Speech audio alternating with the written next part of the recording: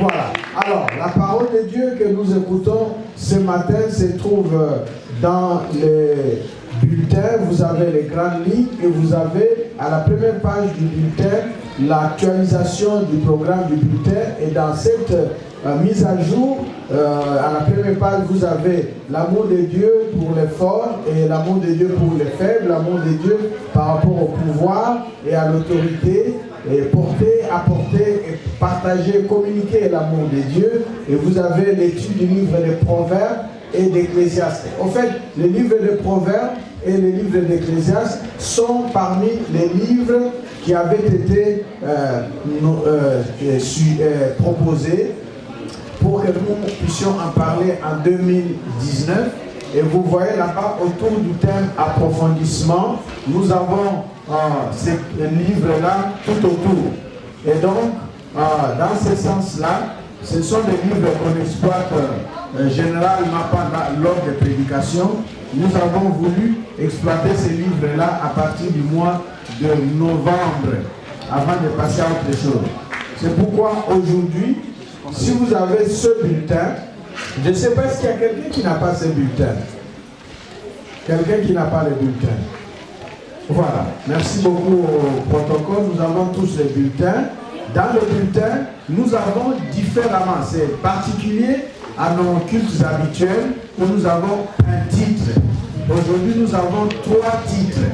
Nous avons 3 titres qui font 3 portions de messages. La première portion se rapporte à l'amour de Dieu pour les forts et l'amour de Dieu pour les faibles. Nous voulons faire une sorte de suite à ce qui était dit le dimanche dernier. Et pour faire cette suite, nous commençons par lire les passages qui sont repris dans notre bulletin. Si la technique peut nous aider à voir ces passages projetés. Et nous allons lire ces passages et nous allons faire un exercice ensemble. Et puis prier, ça c'est le premier titre, première portion de la parole de Dieu d'aujourd'hui. Suivons s'il vous plaît, nous allons lire Romains 14, versets 1, 2, 3, et puis versets 8, 12, 13, 15, 16, 20, et 22, puis 17 et 19, comme ça. Versets 17, 19 et 15, toutes les références que vous avez là dans le bulletin, telles que précisées. Je crois que j'ai...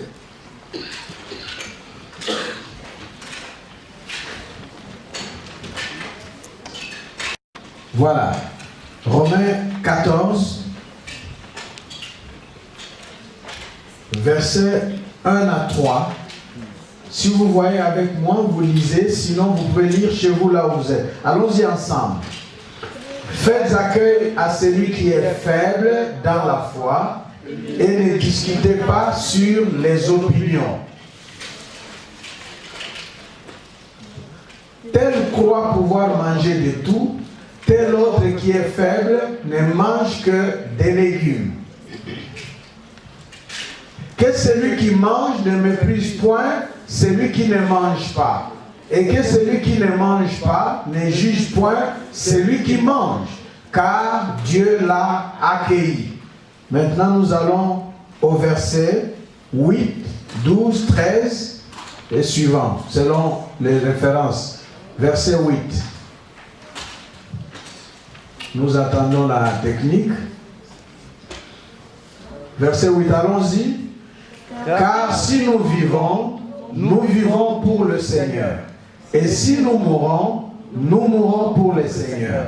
Soit donc que nous vivons, soit que nous mourions, nous sommes au Seigneur. Verset 12. Ainsi, chacun de nous rendra compte à Dieu pour lui-même. Verset 13. Ne nous jugeons donc plus les uns les autres, mais pensez plutôt à ne rien faire qui soit pour votre frère une pierre d'achoppement ou une occasion de chute. Et là nous allons au verset 15, 16, 20. Verset 15. Mais si pour un aliment ton frère est attristé, tu ne marches plus selon l'amour. Ne cause pas par ton aliment la perte de celui pour lequel Christ est mort. Verset 16. Que votre privilège ne soit pas un sujet de calomnie. Et là, je crois que nous allons au verset 20 et puis 22. Pour un aliment, ne détruis pas l'œuvre de Dieu.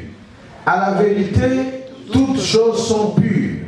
Mais il est mal à l'homme, quand il mange, de devenir une pierre d'achoppement. Et le verset 22.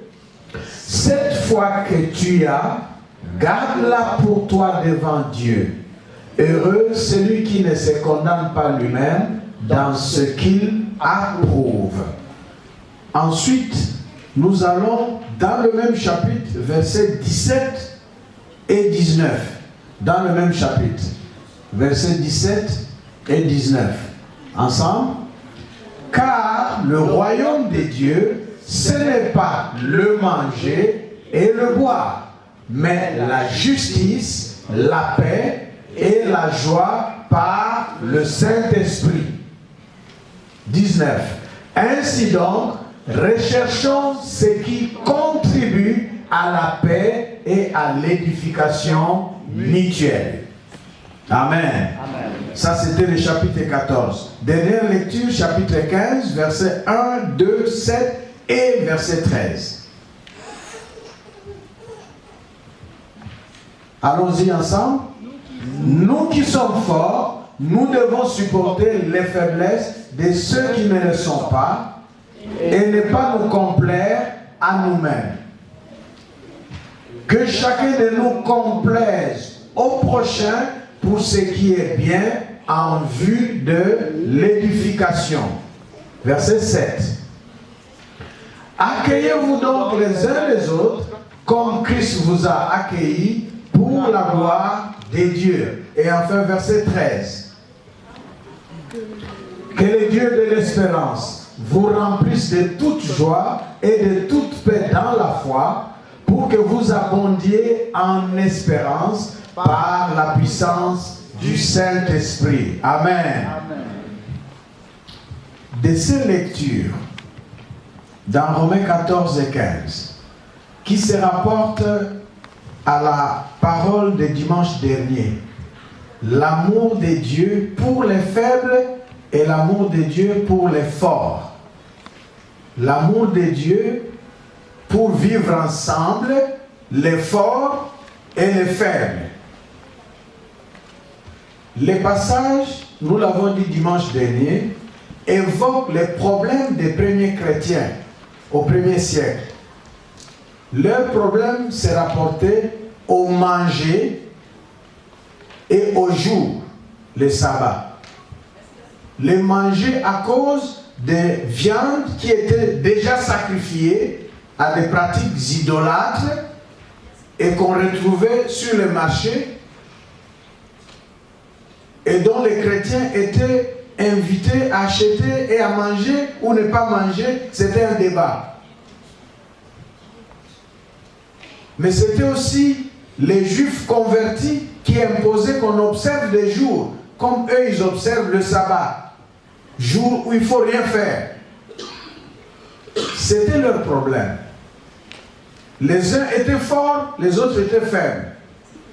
Aujourd'hui, dans l'Église, nous avons aussi nos problèmes qui font que certains sont forts, d'autres sont faibles.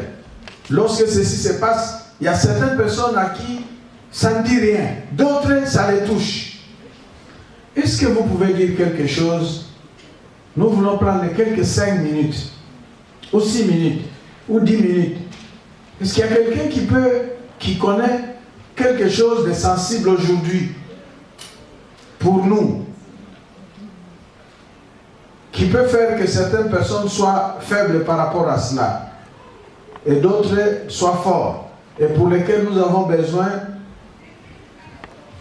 de nous supporter, parce que nous avons dit les faibles, les forts doivent supporter les faibles et on doit s'édifier, on doit vivre par rapport aux autres. Qu'est-ce que par exemple les forts doivent sacrifier pour aider un frère faible dans la foi ou une sœur faible dans la foi? Qu'est-ce qu'une sœur ou un frère faible dans la foi peut faire?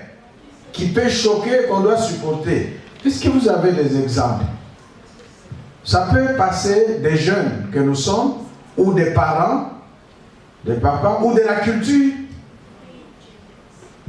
Entre nous, pendant les cultes, à l'église ou dans la vie fraternelle.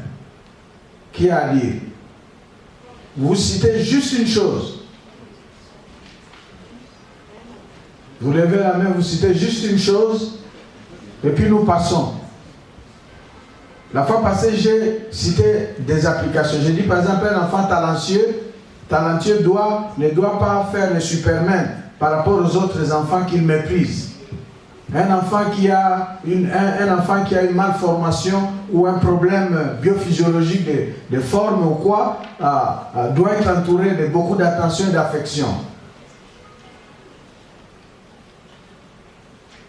Oui?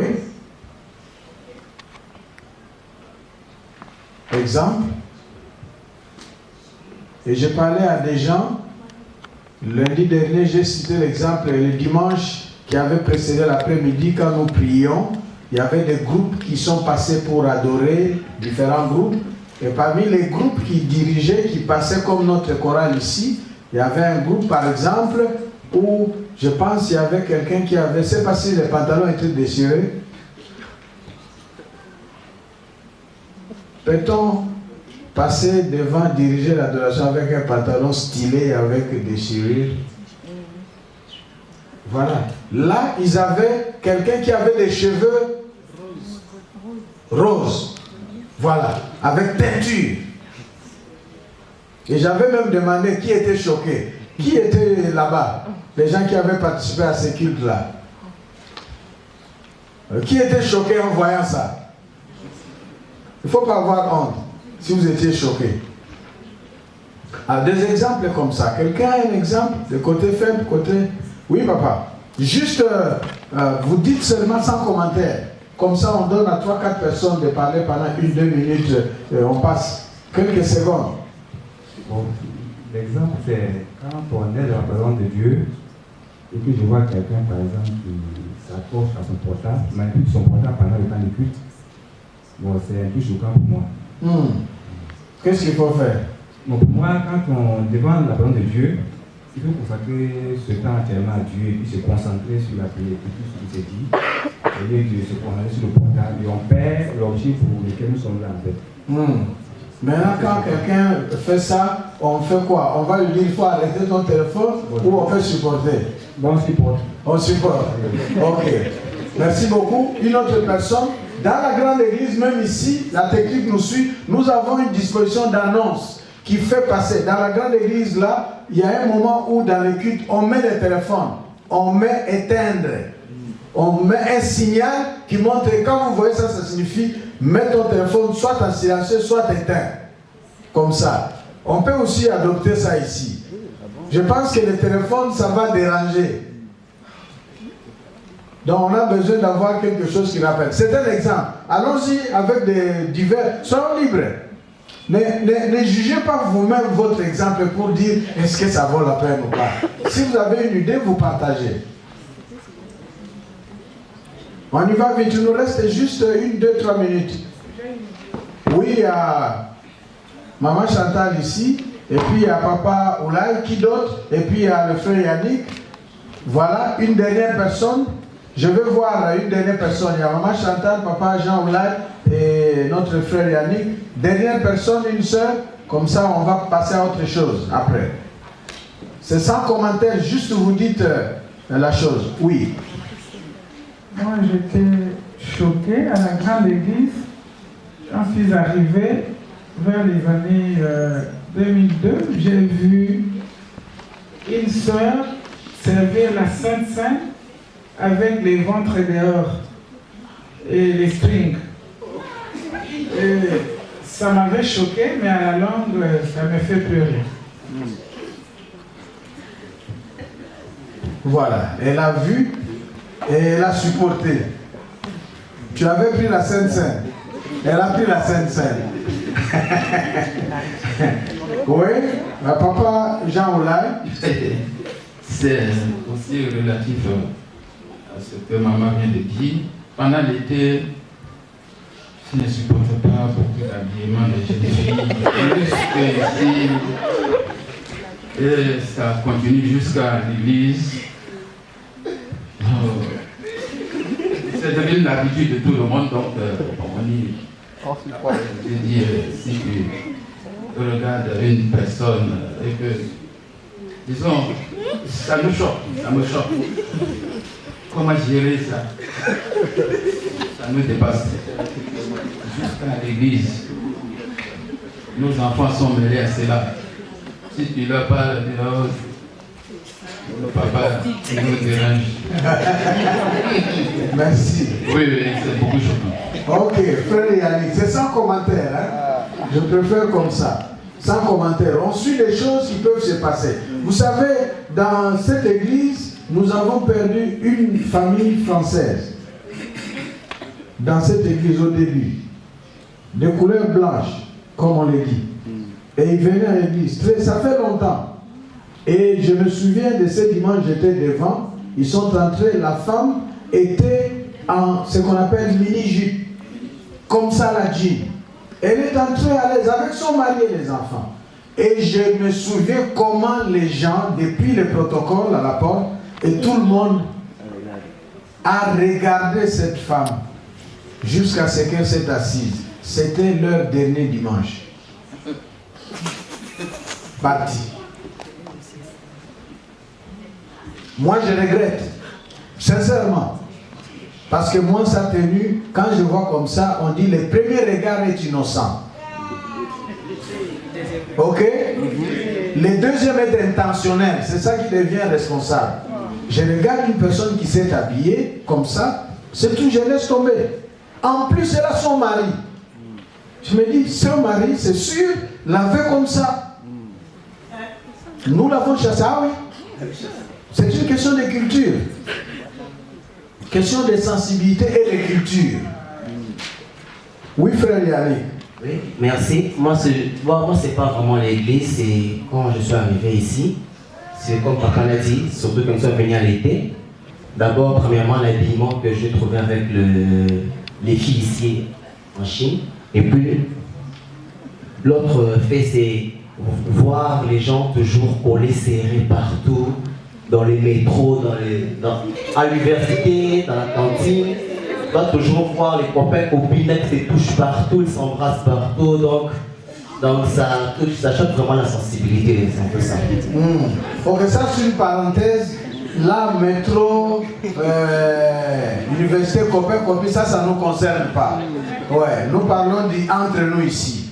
Voilà, donc ici, il y a Christopher, c'est bon? Moi, je suis souvent choqué de partir dans la maison des chrétiens et puis je vois les bouteilles de vin. Alors là, ça me choque vraiment. Ok, bouteille de vin. Mais ici, tu n'as jamais vu ça. Vous savez, Christopher me rappelle quelque chose. Je vais vous dire c'est quoi. Christopher a pris le vin pour la première fois ici. Depuis qu'il est converti. La première fois ici, dans cette église. Sainte-Sainte. Et il était choqué. Et on m'en a parlé, J'ai dit, appelle ton pasteur au pays. Dis-le lui et écoute ce qu'il te dira. Il a appelé son pasteur. Et son pasteur lui a dit, c'est biblique. Il faut prendre la Sainte Seine avec ce vin. C'est biblique. Il ne lui a pas dit d'aller acheter le vin et de se nivrer avec. Culture. Comment on t'a donné? Parce que j'avais compté, c'était fini. Comment le micro se trouve chez toi? Bon, voilà votre fille. Emmanuel a le micro, oui. Les dimanches, on dit remercier la chorale, après personne ne dit merci. Vous voyez, la chorale doit supporter ça. Hein? Disons merci à la chorale. Merci la chorale. Merci beaucoup, merci. Voilà. Et donc, il y a des choses, bref, ce que nous voulons dire, nous sommes différents. Amen. Nous venons des éducations différentes, des origines différentes, des backgrounds différents, même si, en majorité africaine, l'Afrique est pleine de cultures diverses. Dans un même pays, il y a aussi des cultures diverses. Et nous sommes ici dans un pays cosmopolite, à multiculture, méga-culture. Tout ça ne nous laisse pas indifférents. Nous devons, comme le dit le texte, apprendre à nous tolérer. Le fort à aider les faibles et à les supporter. Les faibles à s'ouvrir au changement. Et nous avons besoin de ça. Vous allez quelque part et vous voyez des gens qui adorent Dieu, des hommes avec des tresses, bien tressés là, avec des boucles d'oreilles. Excusez-moi, moi j'ai eu un évangéliste entre pasteurs, il est venu nous former. Évangéliste sur son corps, tout tatoué. Tout tatoué. Pourquoi? Si tu vois ça, tu n'écoutes plus. Mais l'histoire, c'est quoi? Il appartient à un groupe. Il appartenait à un groupe de gangs dans son pays.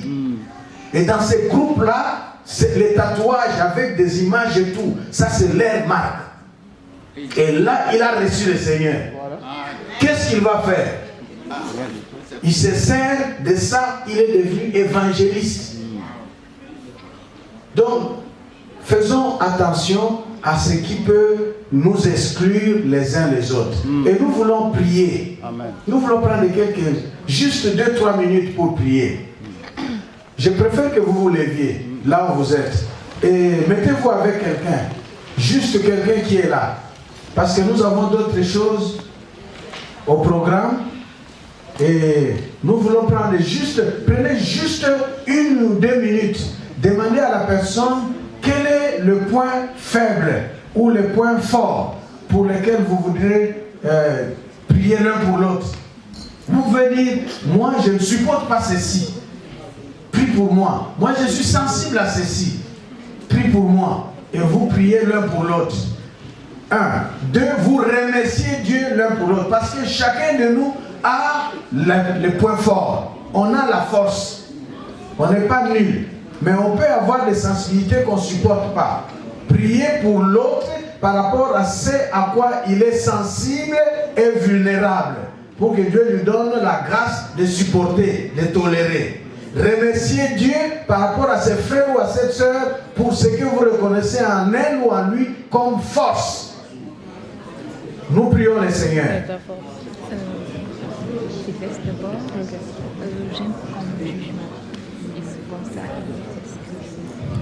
Vous parlez, vous échangez quelques secondes et puis vous priez.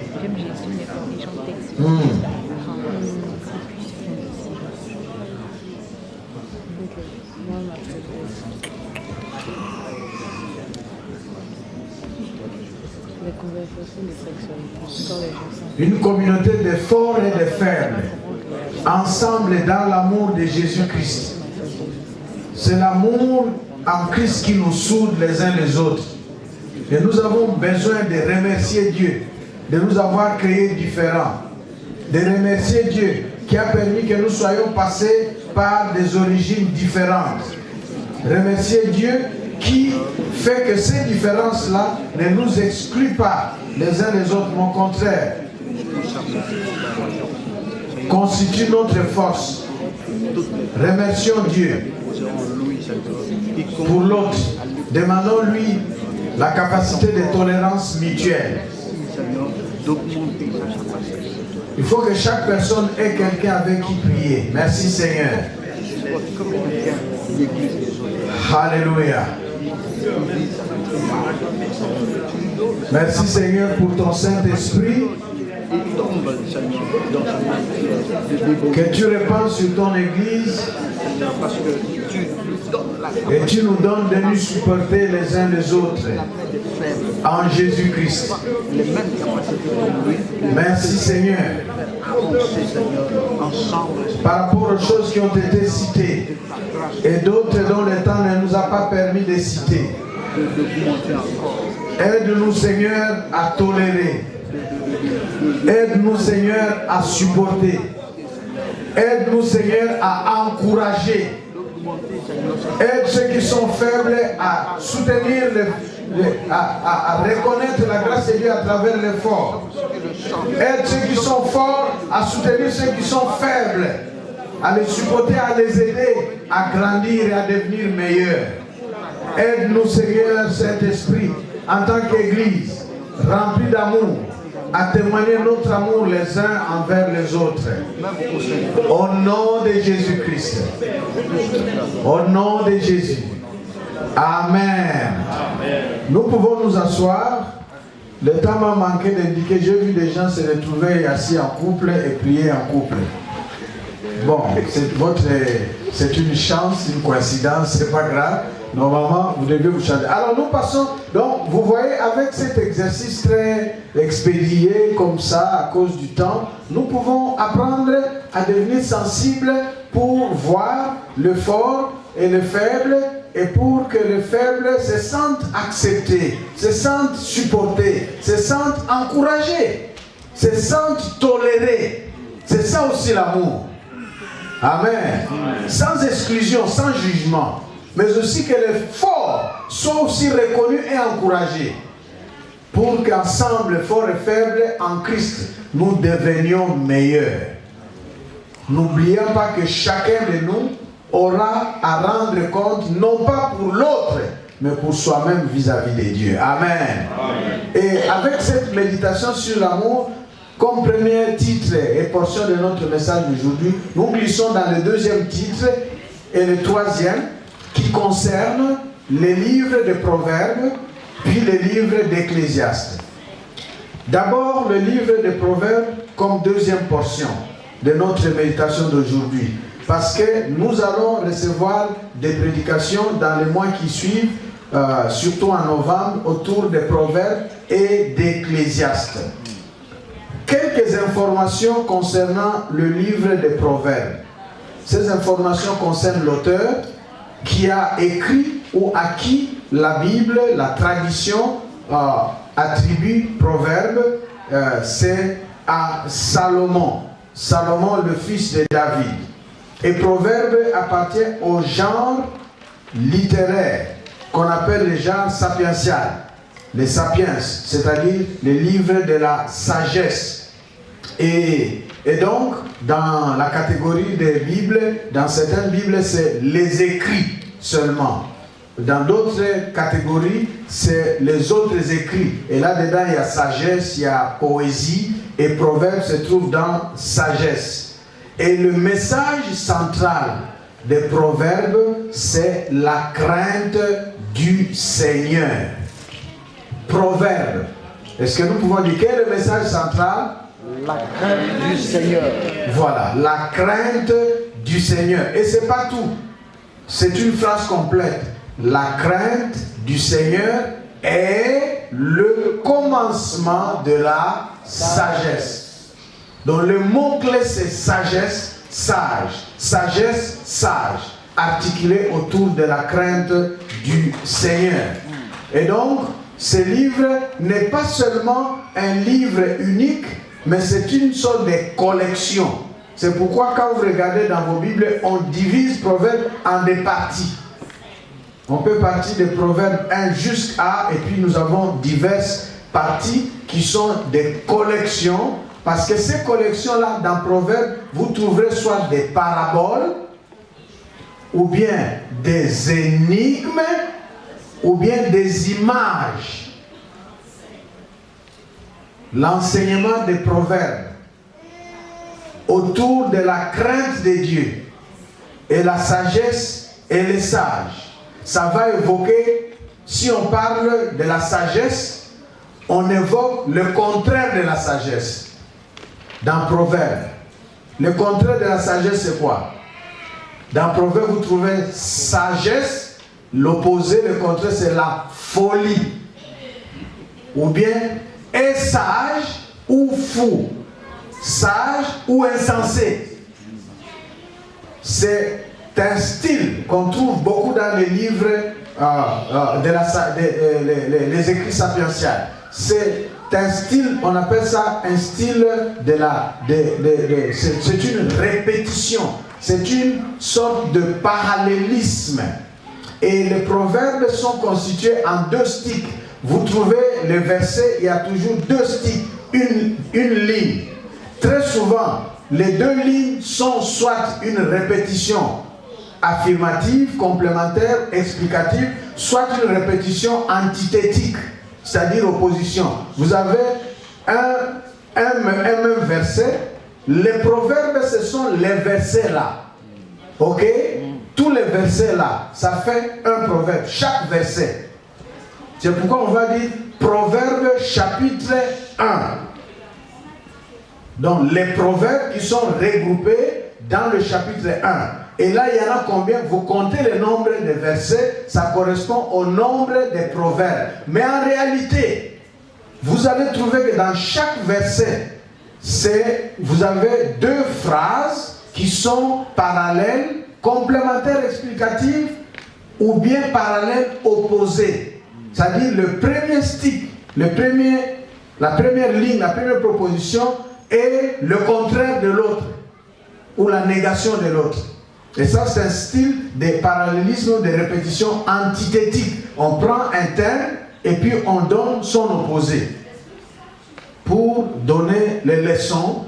Et ça s'appuie sur un système de raisonnement de la dialectique qu'on appelle la dialectique, donc, qui passe par les oppositions. Ça, c'est de la philosophie. Voilà. Et donc, nous avons les proverbes. Et si nous pouvons passer du thème général des proverbes, qui est la crainte du Seigneur et le commencement de la sagesse. Voilà l'idée générale que nous trouverons dans les livres des proverbes, que nous allons méditer dans les jours qui suivront. La sagesse est source éminente de la vie. La sagesse préserve du mal. Voilà ce que nous allons trouver au sujet de la sagesse. C'est la source éminente de la vie. La sagesse préserve du mal. La sagesse préserve de la mort. Amen. Amen. La sagesse conduit à la crainte du Seigneur et à tous les biens qui en découlent. Elle est la source de la vie. Elle préserve du mal, elle préserve de la mort, elle conduit, elle dirige tout droit à la crainte du Seigneur. Et lorsqu'il y a crainte du Seigneur, il y a toutes sortes de biens qui en découlent. Ça, c'est ce que nous allons découvrir dans le livre des Proverbes. En attendant, méditons Proverbes, quelques versets. Regardez dans votre bulletin, nous allons méditer Proverbes, quelques versets. C'est comme ça aujourd'hui la parole. Proverbes chapitre 1, nous allons lire versets 1 à 4, 7. Ensuite, on ira au chapitre 2, versets 10, 11. Et puis chapitre 3, versets 5, 6, 7. Et chapitre 4, verset 23. Une fois de plus, avec moi, vous pouvez lire ici directement ou vous lisez dans votre Bible et chez vous là-bas. Allons-y ensemble. Proverbe de Salomon, fils de David, roi d'Israël. Ça, c'est l'auteur et le titre du livre. 2. Pour connaître la sagesse et l'instruction. Vous voyez, première ligne. Pour comprendre les paroles de l'intelligence. Vous voyez le même verset. Ok? Pour connaître la sagesse et l'instruction. Et puis, pour comprendre les paroles de l'intelligence. Ça veut dire la même chose. Pour l'expliquer. Verset 3. Pour recevoir des leçons de bon sens, de justice, d'équité et de droiture. Voilà. Verset 4. Pour donner aux simples du discernement, aux jeunes de la connaissance et de la réflexion. Intéressant. Et nous allons verset 7. La crainte de l'Éternel est le commencement de la science. Les insensés méprisent la sagesse et l'instruction. Vous voyez, la deuxième partie, ça veut dire les insensés n'ont pas la science parce qu'ils méprisent la sagesse. Ils n'ont pas l'instruction. L'instruction remplace le mot science dans le premier stick. Nous reviendrons sur les proverbes et nous passons aux autres proverbes. Chapitre 2, versets 10 et 11, ensemble. Car la sagesse viendra dans ton cœur et la connaissance fera les délices de ton âme. La réflexion veillera sur toi. L'intelligence te gardera. Est-ce que vous voyez la ressemblance? Seulement ce verset-là, vous voyez ça? La réflexion veillera sur toi. la même phrase est dite, la même idée, on la redit autrement. Comment? L'intelligence te gardera. Veillez sur toi. C'était protégé, c'était gardé. Alors, voilà, ça c'est une répétition parallèle. Parallélisme. Intéressant. Nous passons à l'autre proverbe, chapitre 3, verset 5, 6, 7 pour terminer au chapitre 4, verset 23. Confie-toi en l'Éternel de tout ton cœur et ne t'appuie pas sur ta sagesse. Reconnais-le dans toutes tes voies et il aplanira tes sentiers. Ne sois point sage à tes propres yeux. Crains l'Éternel et détourne-toi du mal. Amen. Amen. Voilà, la crainte, on veut dire, si on a la sagesse, ça conduit à la crainte du Seigneur et ça éloigne du mal. Donc on ne peut pas en même temps craindre Dieu et aimer le mal. C'est impossible, selon la sagesse. Verset 23, au fait, c'est comme le verset clé des Proverbes. Garde ton cœur plus que toute autre chose, car de lui viennent les sources de la vie. Amen. Amen. Voilà, ça c'est la méditation que nous avons des Proverbes. Et cela nous fait passer à la dernière partie, le dernier titre. Dans le temps qui nous reste, très rapidement, parce qu'après cette méditation, nous avons juste à finir avec 2 pastorales. La première chose ici, nous entrons dans un autre livre que nous allons étudier à part Proverbes, c'est le livre de l'Ecclésiaste. Proverbes et Ecclésiaste sont tous deux attribués à Salomon, le fils de David, le roi d'Israël, comme auteur, et appartiennent à la catégorie des livres de sagesse ou les livres sapientials, catégorie genre littéraire sapiential. Et Salomon, disons, Ecclésiaste, je voulais dire, c'est le titre pris du grec, Ecclésiaste, qui veut dire l'orateur. Ecclésiaste, orateur ou prédicateur. L'Ecclésiaste, du grec. Mais de l'hébreu, Ecclésiaste, c'est plutôt Qohélet. Si vous trouvez une Bible et que vous lisez, vous cherchez Ecclésiaste, vous ne trouvez pas. Vous trouverez ça plutôt sous le nom de Qohélet. Qohélet. Q comme question, Q, O-H-E-L-E-T-H. Qohélet. Ça vient du mot hébreu et araméen kahal, duquel découle assemblée, pour dire le président d'une assemblée, celui qui préside une assemblée. Donc Ecclésiaste comme Qohélet veut dire celui qui donne l'instruction ou celui qui préside l'assemblée, ou un orateur ou qui est chargé de l'instruction. Il y a un caractère très pédagogique et didactique en cela. Et donc, ici, comparé à Proverbes, si je vous pose une question, ici, qui a déjà lu Proverbes? Ok. Qui a déjà lu Ecclésiaste? Maintenant, dites-moi, entre le livre de Proverbes et d'Ecclésiaste, lequel est plus difficile que l'autre? Oui? Pardon? Ecclésiaste. Voilà. Ecclésiaste est plus difficile que Proverbes. Pourquoi? Parce que le style est un peu plus philosophique. Il y a une empreinte de philosophie. Les phrases, alors que chez Proverbes, ce sont 2 sticks. Vous voyez, avec un style de répétition, de parallélisme complémentaire, explicatif ou opposé, que l'Ecclésiaste, c'est parfois des réflexions. Et un verset peut être long en réflexion et s'arrêter sans conclusion. Et ça vous emballe dans une idée comme réflexion, ça vous suspend et ça commence une autre réflexion, ça vous amène comme cela. Ça c'est l'Ecclésiaste et c'est son style. avec des rythmes aussi. Il utilise aussi le parallélisme avec lui, avec diverses formes, et parfois, vous avez raison, les passages d'Ecclésiaste sont des passages compliqués, très compliqués à première vue. Voilà. Mais c'est la parole de Dieu et il y a un message central dans Ecclésiaste, c'est simple. Le message central dans Ecclésiaste, c'est un mot qui revient. Quelqu'un a déjà lu Ecclésiaste, quel mot vous a frappé? Pardon? Oui? Vanité de vanité. Tout est vanité sous le soleil. Voilà le refrain. Donc tous les livres voudraient simplement, voilà le but pédagogique poursuivi par Ecclésiaste, montrer à toute personne que tout ce que l'on voit est sans valeur, la seule chose qui a de la valeur, c'est craindre Dieu.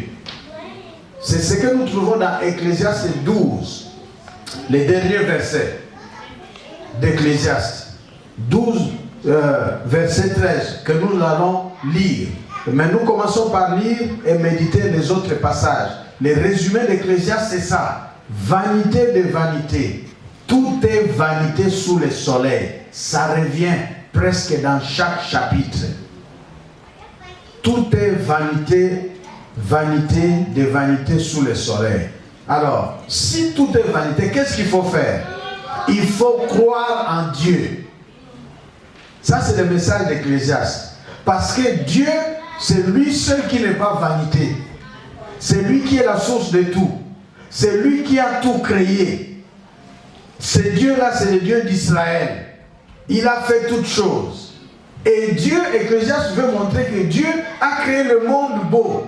Vous savez, le philosophe s'est inspiré d'Ecclésiaste. Un philosophe a dit, l'homme est né bon. La suite, c'est quoi?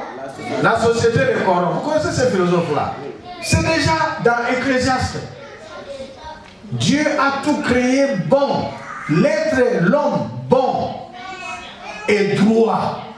Dieu l'a créé bon et droit. Dieu nous a créé Dieu bon et droit. Et Dieu nous veut bon et droit. La corruption ne vient pas de Dieu. C'est pourquoi nous devons le craindre. La crainte de Dieu.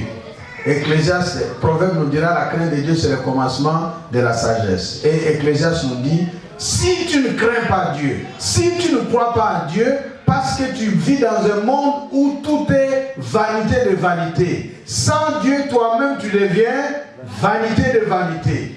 Argent, richesse, diplôme, titre, sans Dieu, vanité de vanité. C'est en Dieu seulement, dans la foi en Dieu seulement, que tout trouve un sens. Méditons Ecclésiaste. Nous avons quelques versets. Ecclésiaste 1, verset 1. Vous avez les passages dans les bulletins. Merci à la technique. Ensemble, allons-y. Parole de l'Ecclésiaste, fils de David, roi de Jérusalem. Verset 2. Vanité de vanité, dit l'Ecclésiaste, vanité de vanité, tout est vanité. Nous continuons maintenant. Nous allons au verset chapitre, toujours le chapitre 1, verset 12 et 13. Verset 12 et 13, toujours le chapitre 1, je crois.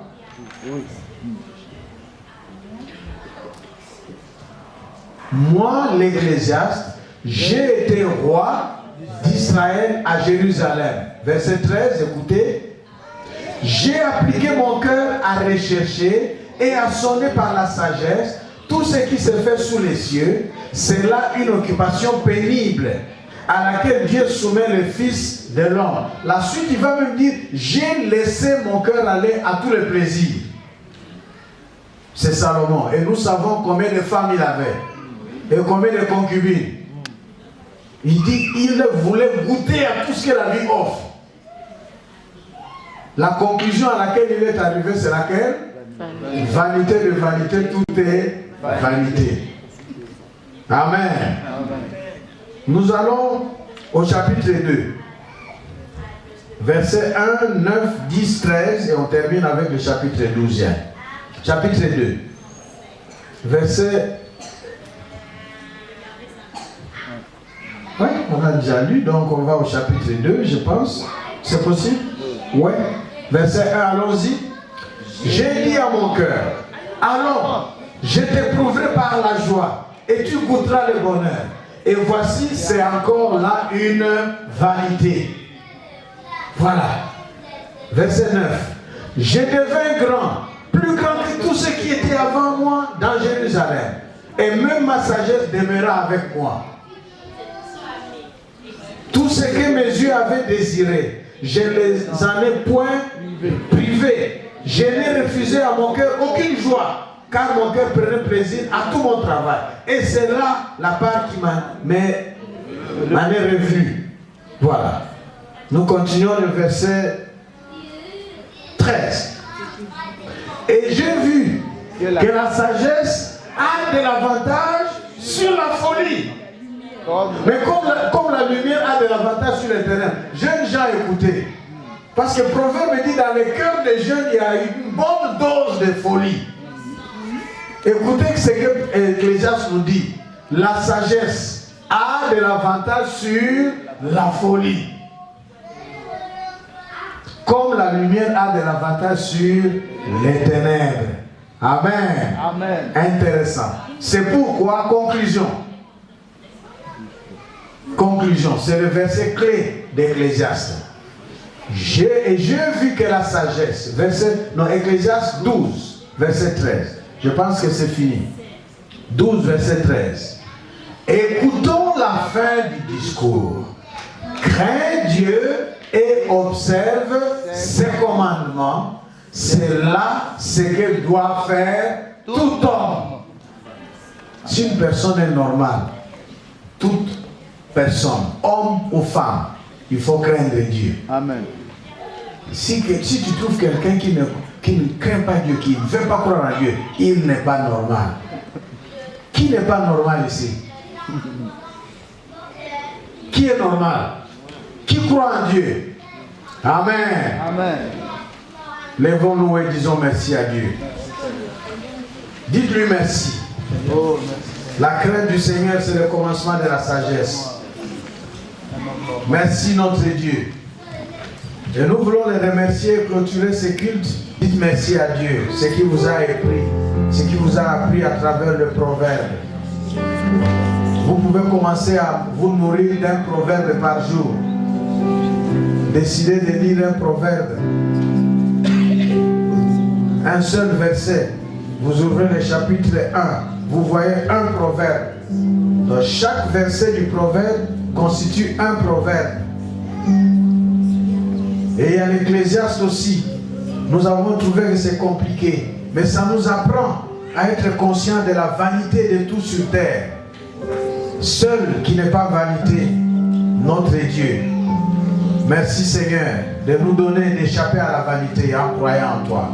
Et c'est ce que nous allons apprendre dans les jours qui viennent. Merci Seigneur pour ta parole. Et merci de faire du bien à tes enfants que nous sommes. Merci de nous donner de croire en toi et de nous attacher à toi. Et d'être nourris dans notre âme, dans notre cœur par la connaissance et l'instruction qui vient de toi. À travers, en ce moment précis, le livre des Proverbes et celui de l'Ecclésiaste. Merci de nous bénir et de bénir ce moment qui suit alors que nous clôturons ce culte. Nous t'invoquons et te prions. Au nom de Jésus. Amen. Amen.